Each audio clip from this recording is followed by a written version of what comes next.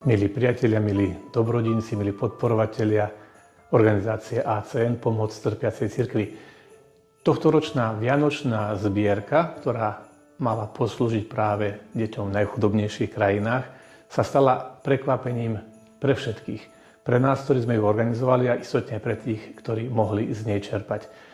Nakoniec sa prihlásilo takmer 3000 darcov a výsledná suma sa blíži k 267 000 eurám, čo je krásna suma. Vďaka tejto sume, tejto pomoci sa Vianoce nestanú iba jedným dňom v roku alebo krátkym liturgickým obdobím, ale pre mnoho detí v chudobných krajinách sa tieto Vianoce predĺžia na celý rok.